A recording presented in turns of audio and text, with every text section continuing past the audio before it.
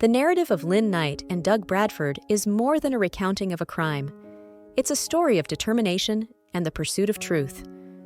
On a quiet street in Torrance, California, the tragic end of a young life unfolded behind closed doors.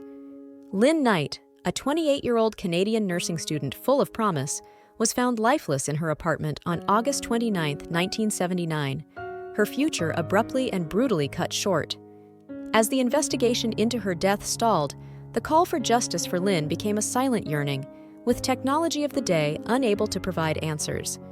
Douglas Gordon Bradford, Lynne's former boyfriend, was immediately considered a person of interest.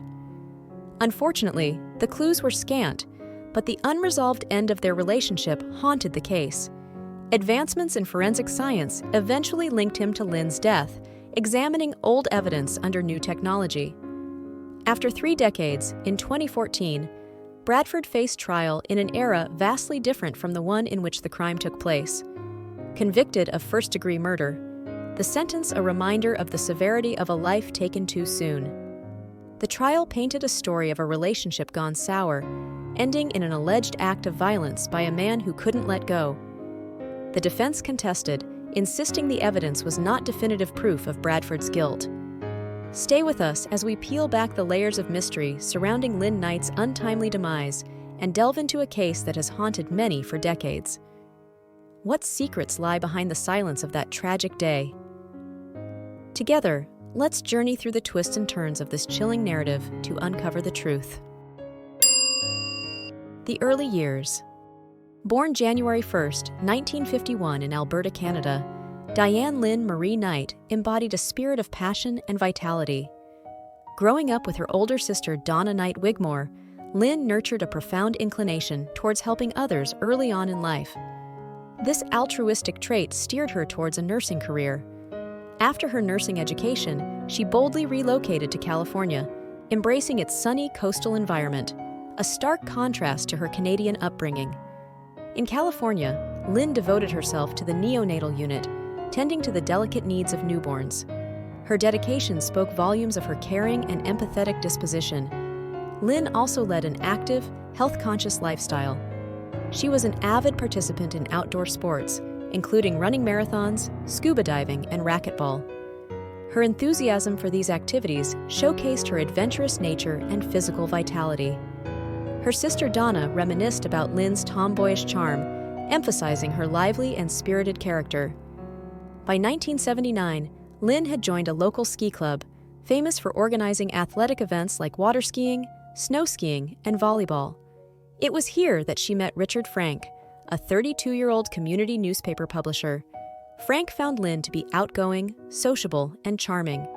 They started a passionate relationship that underwent a brief hiatus, but rekindled as the summer ended, shortly before Lynne's tragic death. Lynne's social circle was dynamic. She was at ease in male company and formed numerous friendships. On the evening of her murder, she dined with Joe, her former boyfriend. They enjoyed a meal and wine before he departed from her apartment around 11:30 p.m.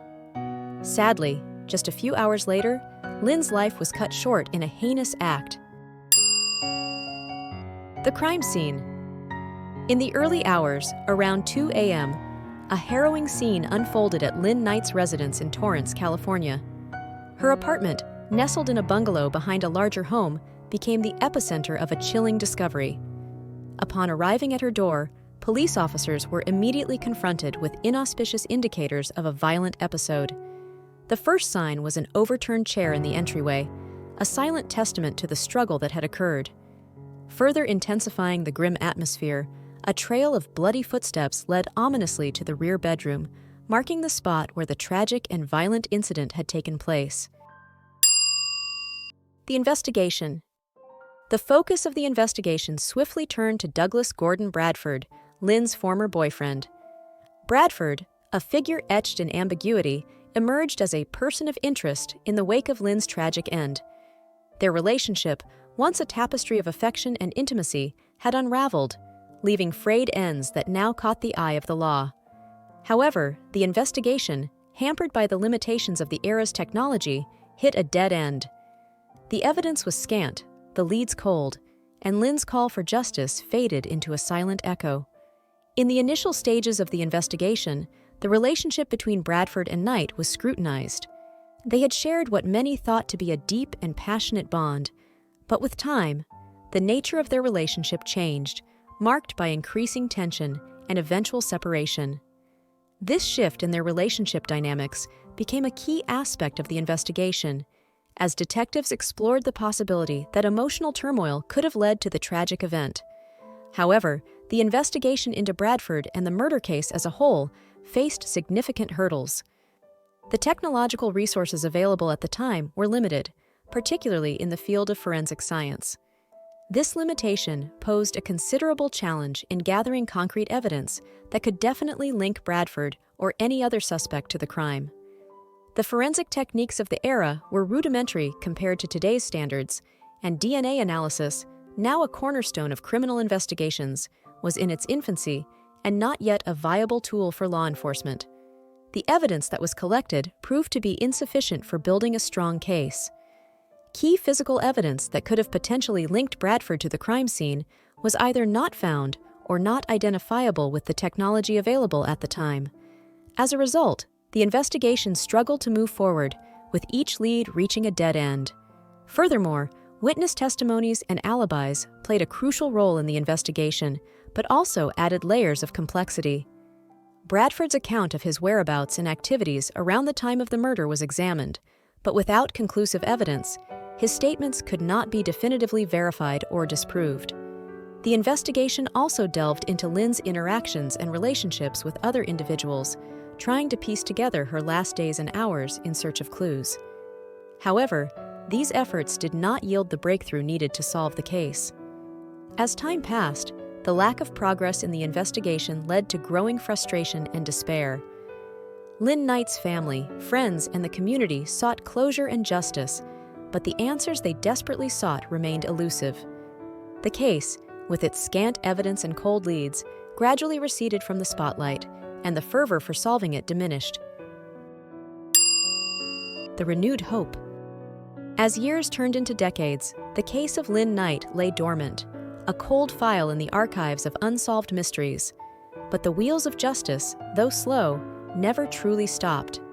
Advances in forensic science breathed new life into the investigation. The once inconclusive evidence underwent scrutiny under the lens of modern technology, revealing connections that had eluded the investigators years ago. Advances in forensic science led to charges being filed against Douglas Gordon Bradford over 3 decades later. When the case was reopened in 2000, investigators re-interviewed witnesses and executed search warrants at Bradford's and his mother's homes in 2007. This led to the discovery of several key pieces of evidence, first being the comparison of wires. Forensic analysis was conducted on wire seized from Bradford's mother's home, which was used for hanging paintings. This wire shared general characteristics with the 8-strand braided wire used to make the homemade garrote that strangled Knight. Although the quality of the wire did not permit an exact match, the forensic analysis was significant in establishing a connection. Secondly, there was the circumstantial evidence. At trial, the prosecution introduced various items of evidence to link Bradford to the crime. This included his statements to the police and to a person named Seacat, and his behavior post-breakup with Seacat. Additionally, they presented a how-to manual for building a crossbow found at Bradford's home, bolstering the circumstantial evidence against him. This forensic examination, coupled with the circumstantial evidence, ultimately led to Bradford's conviction, highlighting the impact of technological advancements in solving cold cases. The trial. Charged with first-degree murder, Bradford confronted the weight of a life taken prematurely, a life that once radiated with hope and dreams. The trial of Douglas Gordon Bradford for the murder of Lynne Knight revealed the complexities of their former relationship, which had deteriorated over time. The prosecution depicted Bradford as someone deeply fixated on Knight, struggling to accept the conclusion of their romance. This portrayal suggested a descent from a loving relationship into a tragic, obsessive scenario.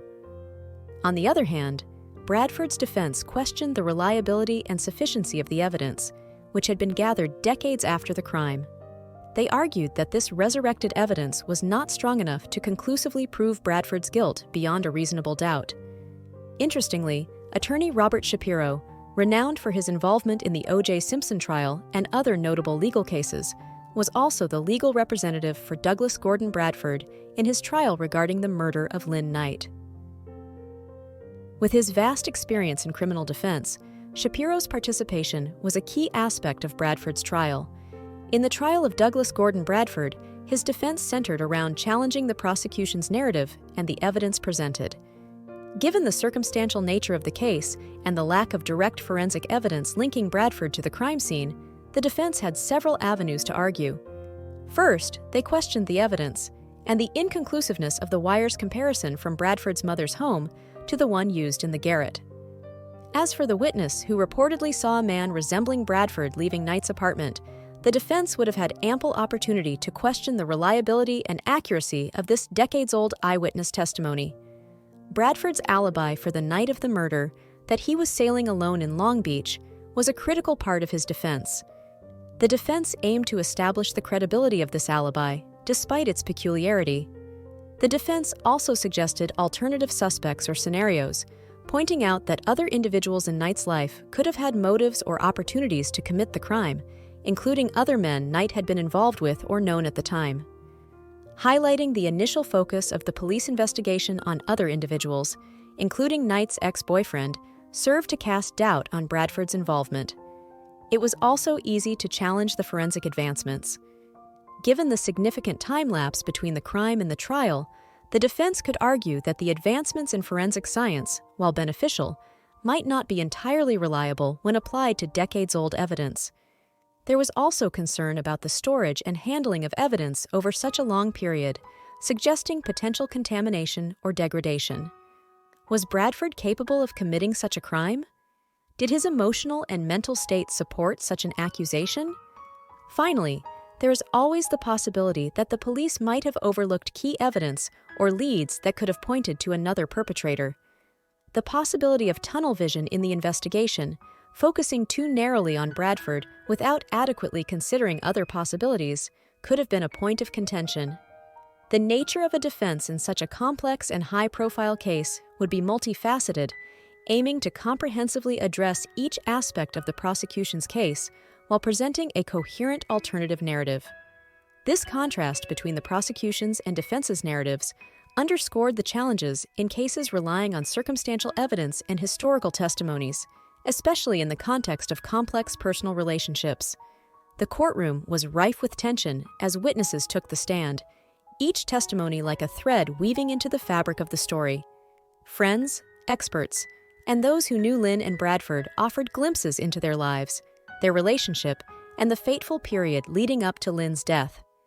The evidence, a mosaic of forensic findings and circumstantial details, was scrutinized, debated, and contested.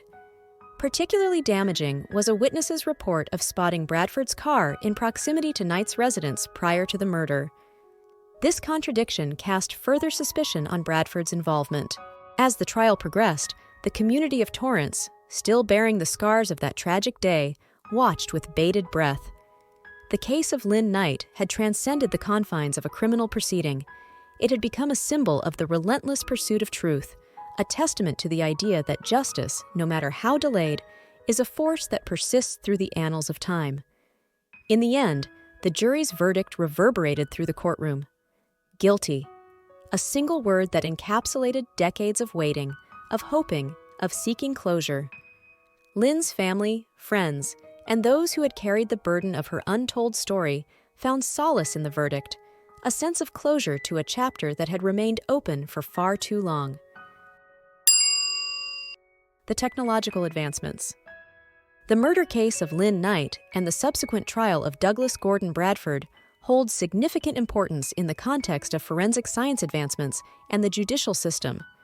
The case's legacy is multifaceted, encompassing aspects of criminal investigation techniques, forensic science developments, legal discourse, and the impact on public perception of justice. The impact on legal procedures. This case underscored the importance of meticulous evidence collection and preservation, considering the potential for future technological advancements. This step often requires specialized tools and training. Following collection, each item of evidence undergoes thorough documentation. This includes recording its condition, the precise location of its collection, and details of who handled it, which is crucial for maintaining the chain of custody. Once the evidence is collected and documented, it is stored in controlled environments. These storage conditions are often specific to the type of evidence, with particular attention paid to temperature and humidity levels to prevent any degradation. To ensure the evidence remains in its original state, regular monitoring is conducted. An equally important step in the preservation process is access control. Access to the stored evidence is strictly regulated to maintain its integrity and to ensure that the chain of custody remains unbroken. Additionally, advancements in technology have greatly enhanced the preservation process. Techniques like cryogenic storage are now used, especially for biological samples, to prolong the lifespan and reliability of the evidence. The focus on cold cases. The Bradford trial encouraged law enforcement agencies to revisit cold cases, offering hope that advancements in forensic science could provide new leads in unsolved crimes. One significant advancement was the development of CODIS, Combined DNA Index System, in 1990, a national database that stores and compares DNA from crime scenes and offenders. This system was instrumental in solving the murders of Patricia Louise Smith, Deborah, and Bruce Bennett, and their daughter Melissa. In 2018, forensic genealogy gained significant attention for its role in apprehending a long-elusive serial killer. This breakthrough involved leveraging GeneMatch, a platform for constructing family trees using DNA profiles from commercial testing services. The technology, exemplified in cases such as the Ben Bellamy investigation, marked a pivotal advancement in law enforcement's capacity to unravel long-standing cold cases. This case became a study point in criminal justice and forensic science education, illustrating the evolving nature of forensic technology and its impact on legal outcomes. This case is often cited in forensic science courses, emphasizing the importance of evidence collection, analysis, and the role of technology in criminal investigations. In legal studies, the case is used to discuss the challenges of prosecuting cold cases, the role of circumstantial evidence, and the ethical considerations in defending someone in such cases. The public perception and media coverage. The Lynne Knight case stands as a profound example of the intricate interplay between media coverage, public perception, and the mechanisms of criminal justice and forensic science. The case, which drew widespread media attention, became a focal point in highlighting how media narratives can significantly shape and influence public understanding and attitudes toward criminal investigations and the judicial process. Furthermore, the media played a crucial role in humanizing the narrative. Through in-depth reports and features, the story of Lynne Knight was not just presented as another criminal case, it became a human story that resonated with the audience. This approach helped in garnering public empathy and interest, making the case not just a matter of factual reporting, but a story that engaged the emotions and conscience of the public. The media coverage shed light on the lengthy processes involved in criminal investigations, the painstaking effort required to bring a case to closure, and the emotional toll on the families involved. It underscored the notion that while justice might be delayed, it is not necessarily denied. The case also sparked discussions and debates around privacy concerns, ethical considerations in forensic science, and the balance between investigative needs and individual rights. The use of advanced forensic techniques, while celebrated for bringing closure to the case, also raised questions about the extent to which such methods should be employed, especially in light of privacy and ethical considerations. The ethical considerations of prosecuting a person based on evidence analyzed decades later also became a point of discussion in legal circles, raising questions about the fairness and reliability of such prosecutions. The case had broader implications for the criminal justice system, particularly in highlighting the challenges and opportunities presented by forensic science in legal proceedings. The case illustrated the challenges of meeting the beyond a reasonable doubt standard in criminal trials, especially in cases reliant on circumstantial evidence and forensic analysis. The legacy of the Lynne Knight murder case and Douglas Gordon Bradford's trial is significant and multifaceted. It highlights the crucial role of forensic science in solving crimes, the challenges in prosecuting cold cases, and the impact of such cases on public perception and the criminal justice system. The case stands as a testament to the ever-evolving nature of forensic technology and its profound impact on the pursuit of justice. Join the conversation. Drop a comment to share your thoughts and insights. Don't forget to hit that like button and subscribe for more captivating content. Thanks for tuning in to Really Unreal. Join us tomorrow as we explore the revenge taken against federal judge Esther Salas. What could have prevented this tragedy? Tune in to find out. Stay curious, stay connected,